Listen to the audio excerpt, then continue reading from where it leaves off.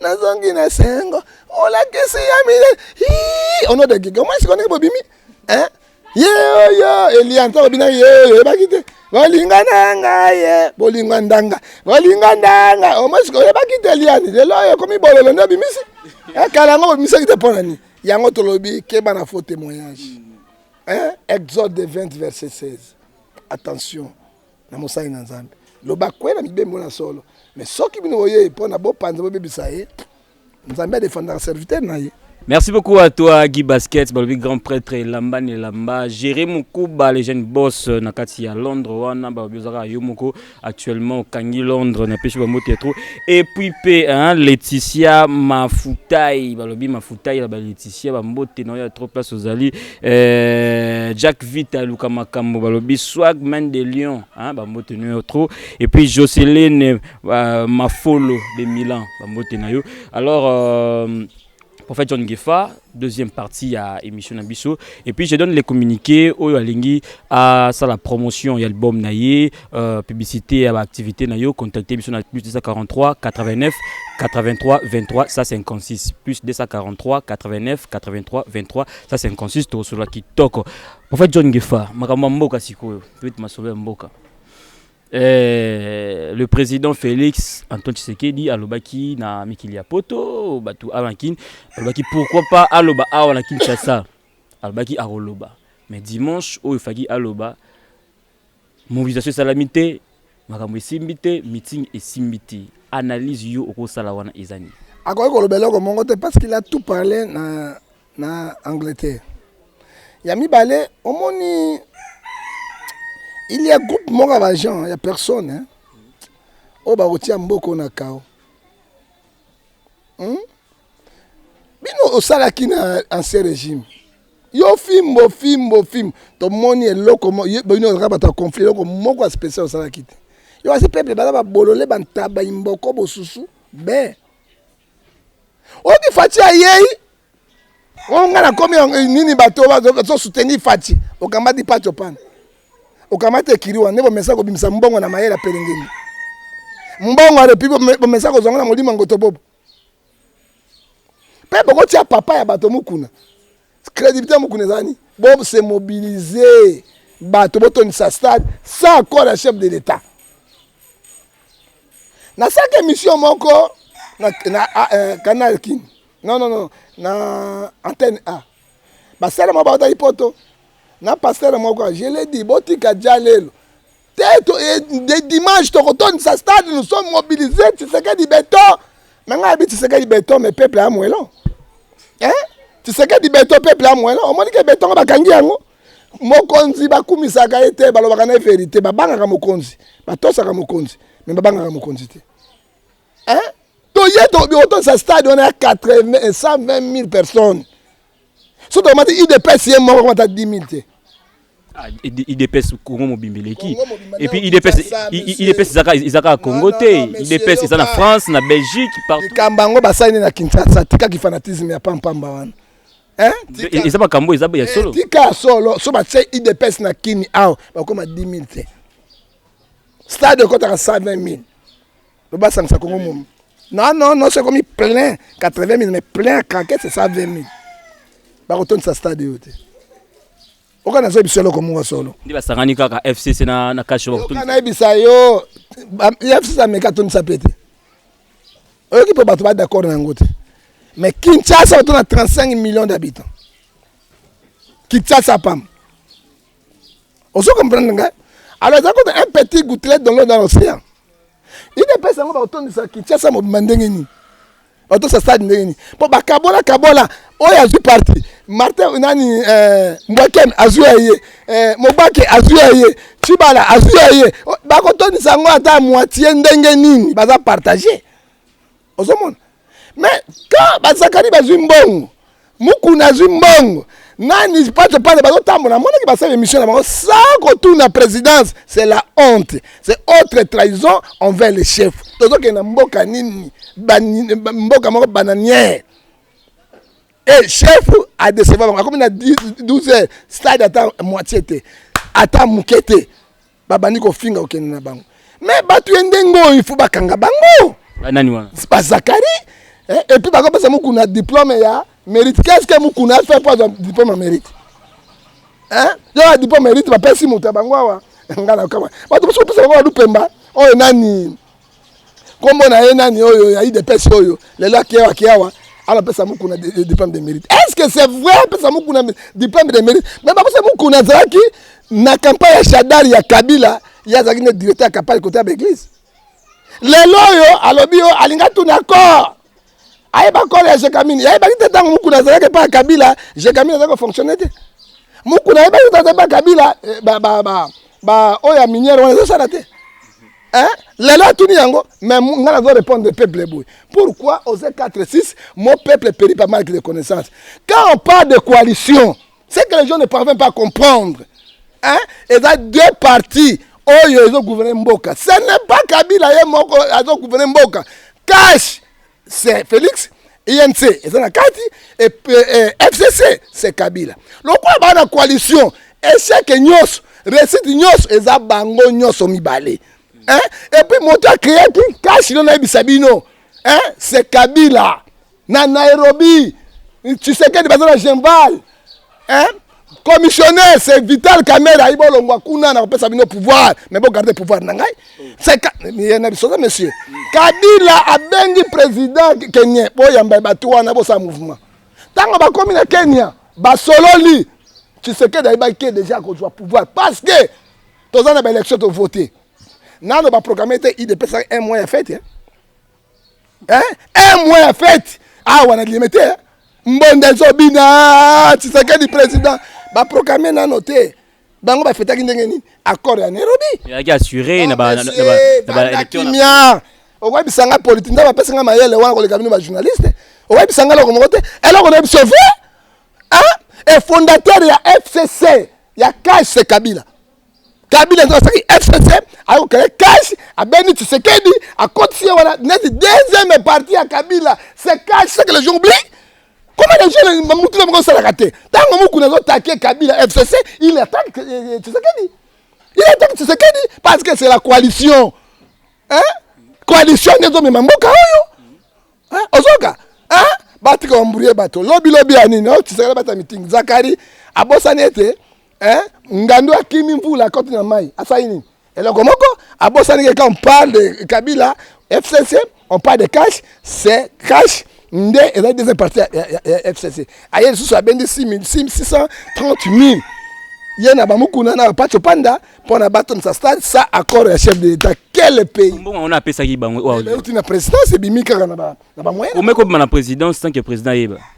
Mais nini moko munene ça wana te papa. Hein? Mbongo zobeba, ce que tout ninga ça président yeba. Mbongo ba futa ba to ba ko na voyage kuna président yeba. Azobango. Lelo échec total.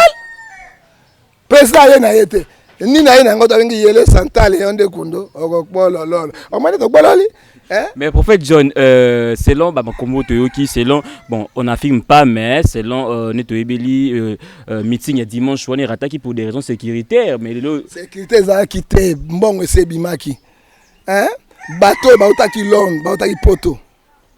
Hein? Nazalaki na bango na ten ba siré na paso na président Koloba le 26 donné na stade de Marty bato ba baton di sango tu sais que di béton tout cela ngai boké ba mwela ce peuple hein ba sakala le kana na télévision na ye tozo que ne stade dango mobilisation tout na zakala nga zapi introuvable panda zapi introuvable mukuna zapi introuvable. Est-ce qu'il y a place bato en sous baba qui prophète John Ngefa pas za la wana ko tianga na bisika na te ngai na za pauvre na ngai na kubanga nsambe na ko na mboka ya corruption ba mbongo ebele boy et pourtant les gens souffrent non hein ba ko suka na mboka ngo bon hein ba zakari na kama makamna ngo fimbo ba tongi ba immeuble ba nani ba ko tonda te ba tongi na Congo et comme na copie na bango ba tongi na Congo ba ko bimate banu ya poto bana mayele ba investisseur ba ko bimate ba famisa na ka ba zakari na ba mukuna ba ko tournaka non nous disons non ça c'est l'escroquerie ba bendi Kabila mbongo tik même chose. Et là, on va Kabila, na Tshisekedi loko mo. Zakaria Keba, parce que Kabila benga Tshisekedi, tu as la coalition. Keba na mutuwa na zaki pa na ngana ebi. Et puis azobo sana ete eza cash na FCC loko bo. Moko Kabila na Tshisekedi. 3 ans di matela mera oui, c'est décidé. Bango ba yeba.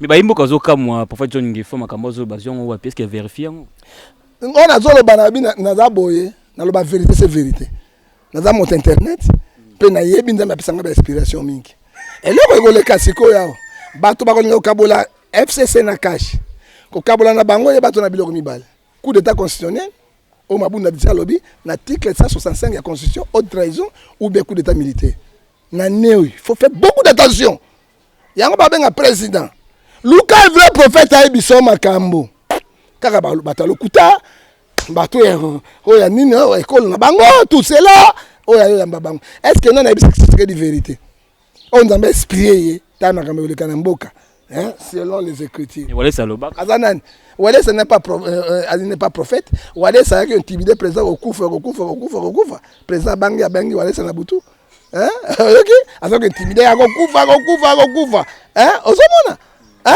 abengi mais danger de yango to komi na 2020 grand danger de to komi na ngongo président funga miso na ye mabeza liboso complot c'est quand il vis-à-vis même na niveau présidence hein nana ko sa président vérité non ngala sengo audience combien de fois na sa président tala net zokende tala mais apparemment ba peso audience ndeni apparemment ko za contre Félix ngai na za contre Félix te tolingaki mwana mboka aza na tête ya mboka mais tokolinga te likamwa musele na de Kabila babomi pa tia sur randel sur la tête tokolinga tiseke to protéger ye ata ya ke congolais mosu ya solo akoda po asita musala wana lelo coalition yango tu sais que de Salem baso de mutango est bloqué ministre de la finance na budget bakangi bongo et to Salem hein après sa loi décret loi kingu avec un chemin de fer ba bloquer ko salate hein alors on la yuma atia comité de gestion baso salate awa société politique de l'état ba chinda ba DGT est-ce que mboka zo fonctionner te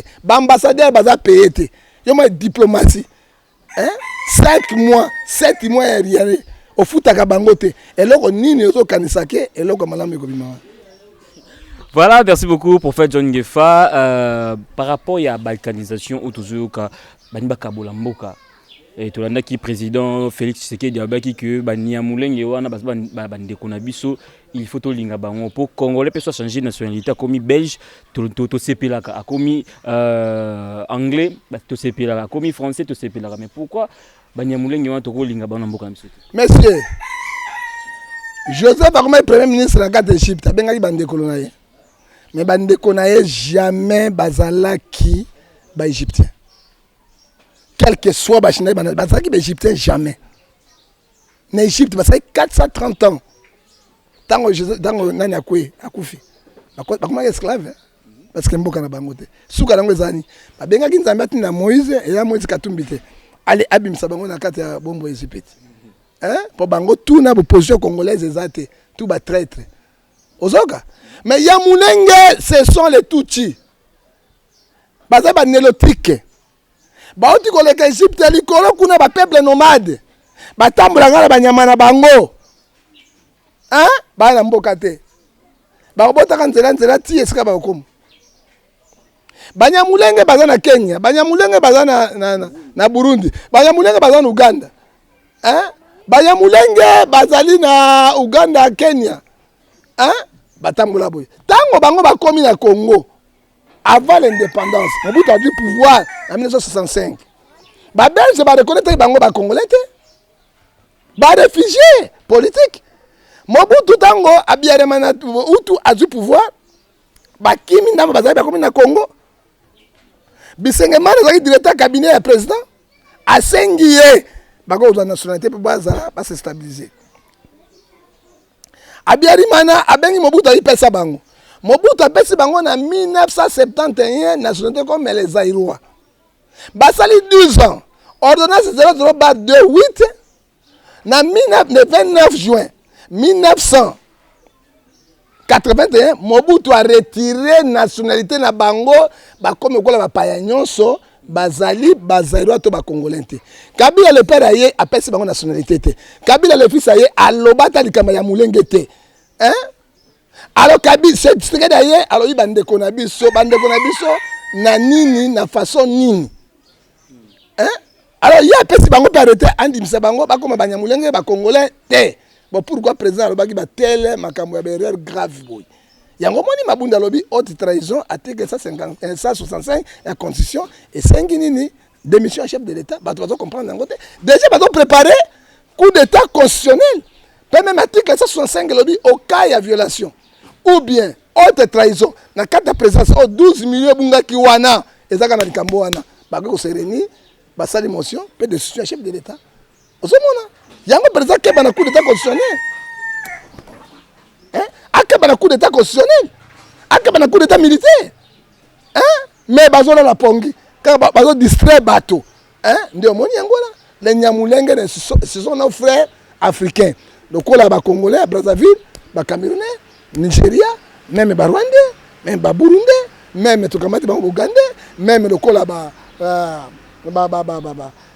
Sénégalais, mais ce ne sont pas les Congolais d'origine parce que ba nationalité. Ozomona ngo même na cadre stade de wana na sale ba wolola ki chef de l'état. Ce sont les erreurs graves. Azamoto mais cabinet chef de l'état ça la gani. Presse na la communication ça la gani.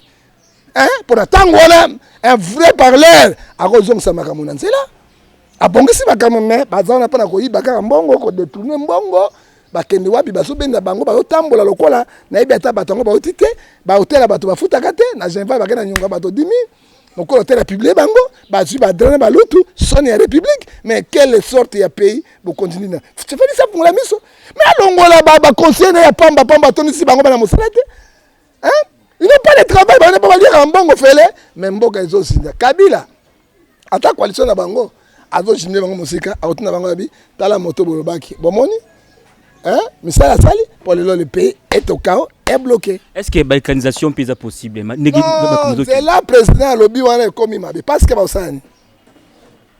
Nalandi na audio moko, nyamulinga so bango abi bo saka na biso.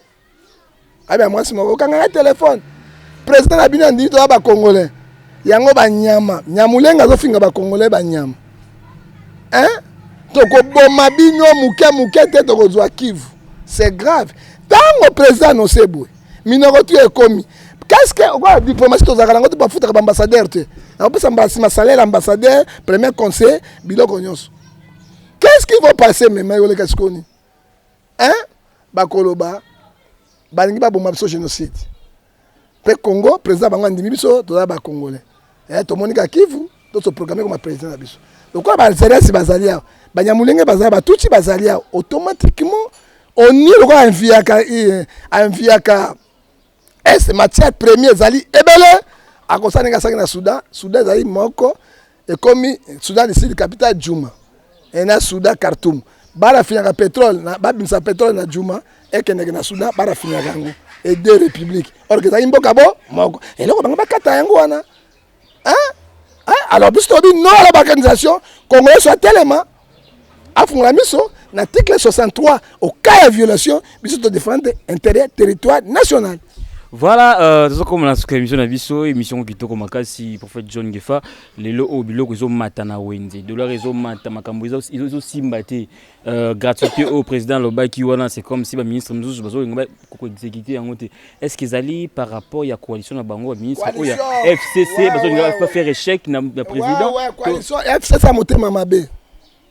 Bazo bloqué côté à Tshisekedi pour tout le monde est capable. Et là, on m'a dit ça le matin. Baso de moutons est bloqué. Mbongo ba bimisa ngwapi. Ministre de Finance na budget. Aboy ko bimisa. Et autorité budgétaire en Mboka, et le parlement. Et qui sont majoritaires dans le parlement? C'est FCC. Vous avez calé ça partout. Bah piégé partout. Pour pas le bénéficier habite à Mboka et autres tambolate. Qu'est-ce qu'on pourrait faire? Donc quoi c'est une institution? To ba na makamba zéro. Kabila zonga les et ça plan à bango. Mais à moi c'est 3 c'est de lobby. Nzambe à la Sarabasa naie plan pour les mapes to sauver Mboka. C'est ça le problème. Dollar aussi la tani Kabila tikaki 1,750,000 na caisse ya banque centrale a ibo toucher yango te pour la réserve monétaire. Ba voyage tu sais que donc ne butu muy bato misambongo. Kaka wana mbongo so sili directement inflation ebimi. Bato ya président sikuna baso iba mbongo ebele. Baso bimisa ba 32,000 ba 15,000 baso sané ba dingi. Alors sikoyo la dévaluation, il y a franc congolais en Gouana et comme il en a 17 500. L'autre comme il a 18 000 et comme il a 20 000. C'est que valeur la monnaie aux Arabes.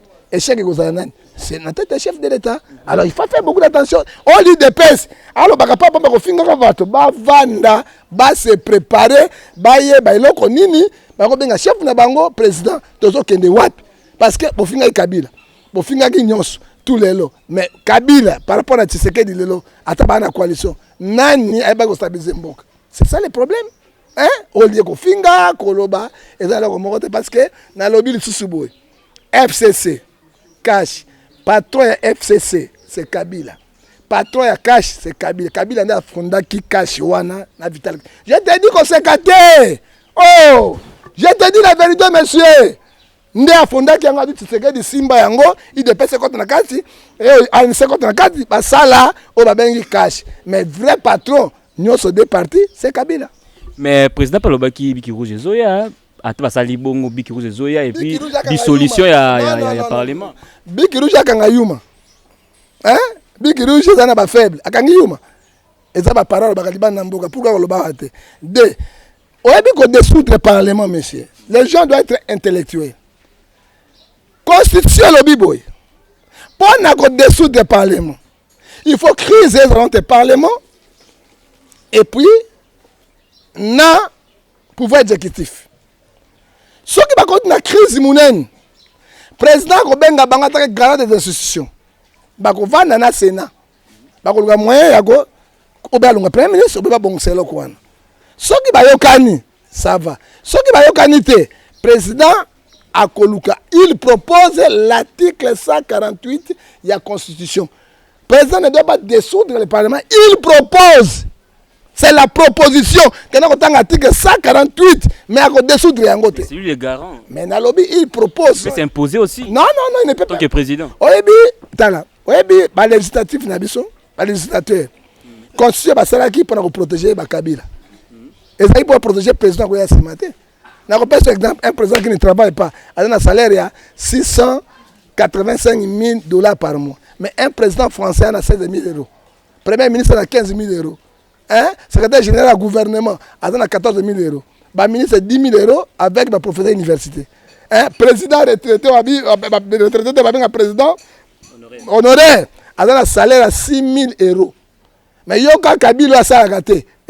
Oh, il y a 20. Ouais, 604. Est-ce que Mboko n'est pas développé économique au Zanamboka? Hein? Économique au Zanamboka? Un président américain touche 33 000 $ par mois. Tout ce que tu sais qu'il a touché à combien? Ça l'est évité. Nombre de bateaux, 1 $, nombre de bateaux touchés. Tout n'a Kabila vendu, ça a combien? Oui, mais ça l'est le premier ministre. Oui, bien, on a PDG, ah, il y a député. Oh, il y a des députés. Oui, ça a gagné. Qui dit ça? Il y a 15 000, 16 000 $ par mois. Si le salaire président, salaire ministre, le PDG a 120 000 $ par mois. Est-ce que alors, standing, il y a économie aux Arabes. Wapi stabilisation à monnaie. Mbongo zobi machanga changa. Alors, il faut dévider matin. Franc-Congolais quoi. Alors sur le président a remanié tant aux progressifs parce que une NDG Koka qui soit bien remanié. Est-ce qu'il y a possibilité aux ala allons la ministre FCC acha ministre Oya Olinga ya cash. Il faut crise ezala kotia cash. Crise ezali. Ah, baza majorité à kotia monter FCC ndenge. Menga ko ibisa lelo yo. Mais tant muta FCC à quoi kokité à quoi ça. Monsieur yoka, au moins de politique pour ça politique. Il faut la politique. Hein? Dans le monde cannabis, on a partage de pouvoir. On a partage de pouvoir présidentiel, on a sénatorial, on a parlementaire, et puis on a cour et tribunaux, justice. Ok? On a presse et anakati. Ok? Basala Gamoussa, la présidence de la Gara Makamoyo sauté. Pour dissoudre Parlement, il faut crise exacte. Parce que Parlement, bango abota ki budget, bango moko na gouvernement, ba na crise té. Ba ça loko moko, hein, ba ko dessus de ngo ndenge. Et puis même ceux qui président le premier ministre est compétent, pour être compétent. Moto na chemin de fer. Ngai Congo, chemin de fer.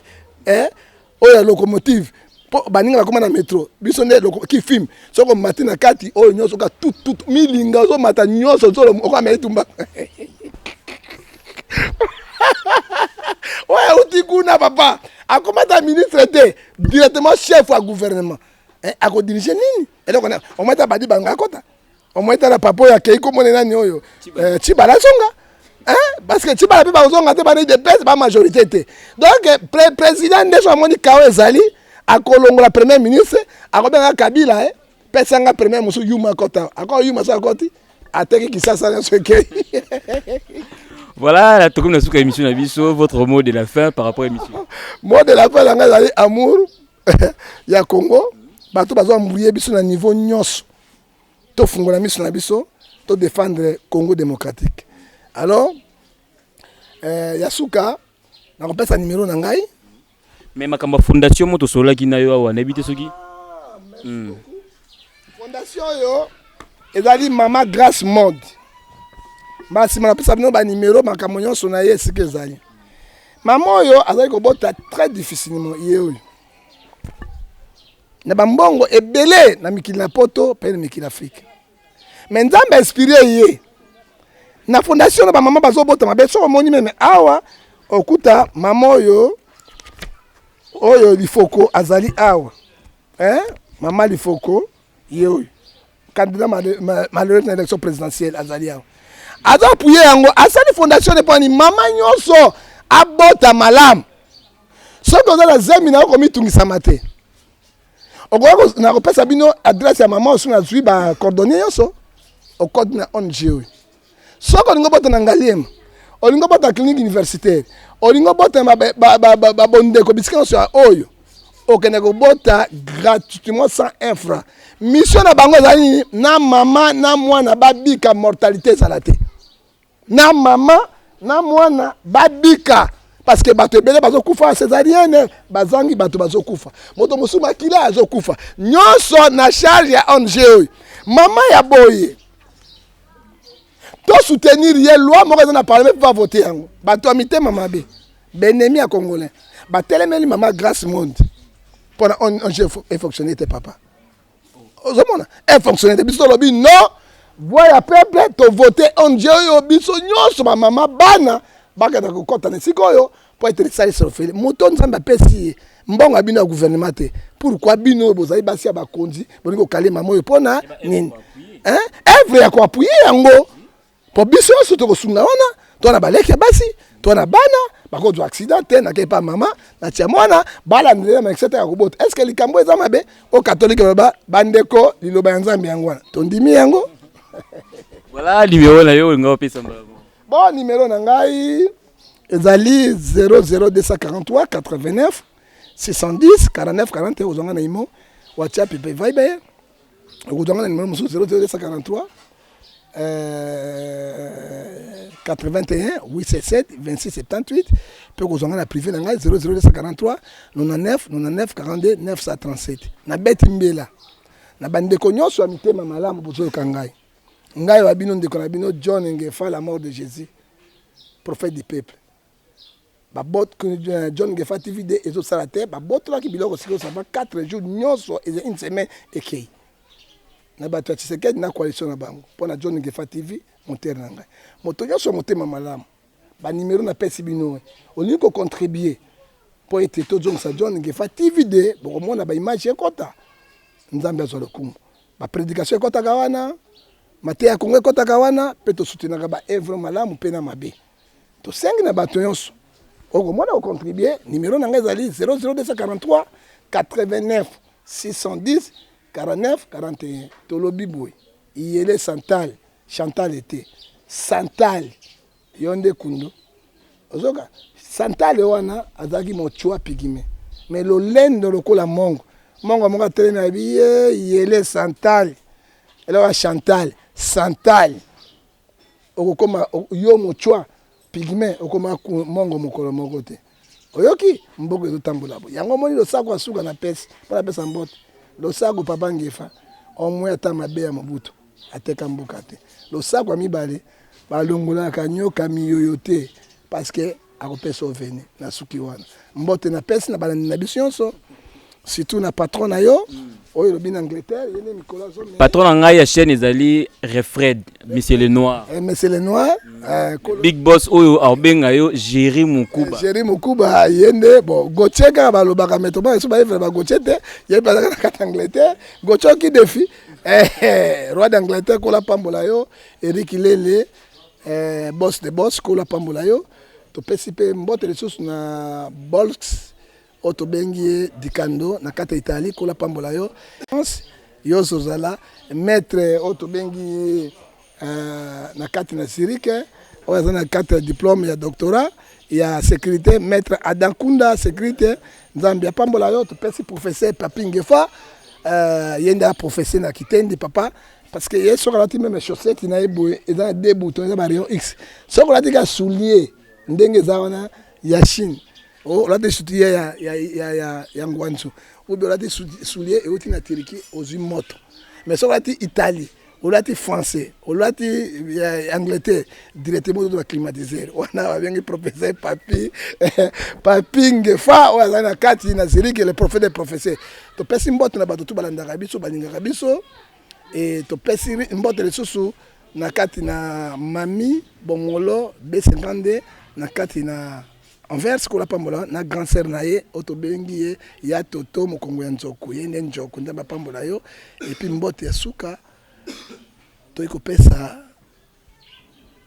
na millionnaire milliardaire otobengi ye mwana ekanga grand mukenge grand chocolilo otobengi e gaiso lantula nina bengai 6600 simboka nani sokoko ye makambo soki oboy ozwi grenade tiana munoko na tono panzana munoko gagame mela Congo te. Voilà, merci beaucoup. C'était là le prophète John Gefa. On a eu à parler sur des actualités. Tolobeli, Makambuya Moïse Mbi, Tolobeli, Makambuya Mboka, Makambolobi. Ça n'engage que lui. Menga numéro le plus 243 89 83 23 156. Plus 243 89 83 23 156. Merci beaucoup à toi, maman Ariette Upumba Balobi. Basoignon, c'est parce qu'il y a Mariette Upumba, fin du mois. Oh, je suis un Punga pour Sanayo. Kevin Punga, fin du mois, je suis Punga pour Sanayo. Omelima elengi. Mpunga sogole, ozuka mukato le elengi. Mpunga nezaka nyomi nyomi. Président Benvindo Percel, Balobi, bon apôtre à Tonga, États-Unis, à Londres, France.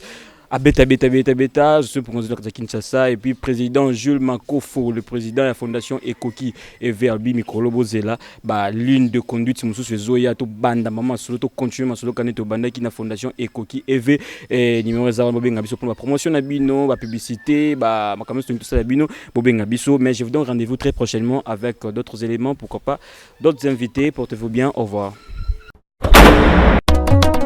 Dominique Républicano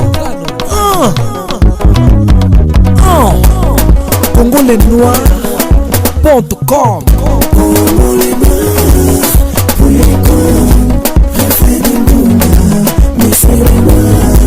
Congolenois elengi yoleki bango natala Rafedi Ngunda yoleki bango Benisole sosa la kabiso na Angola Ome mili biso direti na Angola Ome mili biso na city Soko lingi promotion na yo Salama yaka yaka Congolais noir Congolais noir Congolais noir Congolais noir Sans Soka kivu kivaka Congolais noir